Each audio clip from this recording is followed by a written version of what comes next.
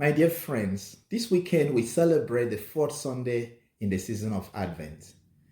On this fourth Sunday of Advent, we switch from the focus on John the Baptist to the events leading up to the birth of Christ. The readings this weekend focus on Jesus' royalty and the larger picture of our salvation story. There was this workman who was employed at a factory. After every day's work, he was seen pushing a wheelbarrow out of the factory. And inside the wheelbarrow was a very small package, uncarefully wrapped and placed as if it was heading to the dumpster. Every evening after the close of work, all workmen were required to stop by the security post for the security guard to check whether the workmen were leaving with tools or materials from the factory or not.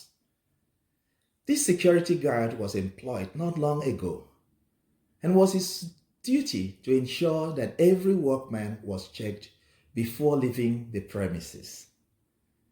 On the first day on the job, this workman, as usual, was seen exiting with a wheelbarrow. As was the previous security guard, this workman was asked what was in the wheelbarrow at the checkpoint.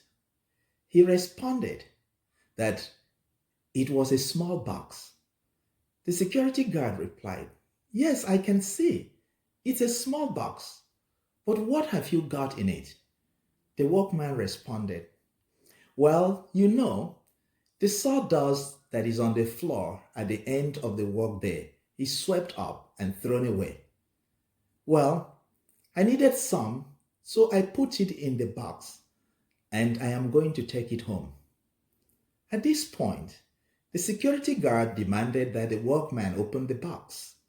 The workman opened the small box, and indeed, it was a box full of sawdust. He was then instructed to go. The next day, and at the same time, the security guard stopped this particular workman and the same conversation continued.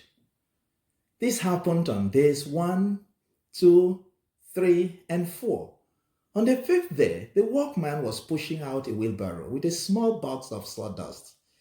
The security stopped and exclaimed, "Oh, you again? What do you have in your wheelbarrow?" The workman responded, "It is the same sawdust in the small box as the other 4 days." The security guard retorted, "I just got the feeling that you are stealing something.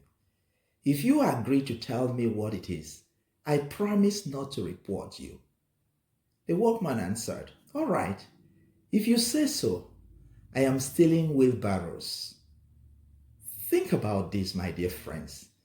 The workman was stealing wheelbarrows, but the security guard's concern was on the contents in the small box. My dear friends, we can be so preoccupied with the one part of an event and miss the bigger picture. The Christmas story is the story of God's mission in our world. The first reading this weekend from the prophet Micah presents the plan of God to intervene on behalf of those unjustly treated by sending a future king who will be a ruler of peace. The ruler to be born will be a shepherd who will feed his flock. 1,000 years before Christ, Bethlehem had given birth to a great king, David, who is the great ancestor of Christ. Micah further prophesied the mysterious birth in these words, "Therefore, the Lord will give them up until the time when she who is to give birth has born, and the rest of his brethren shall return to the children of Israel." Micah chapter 5 verse 2.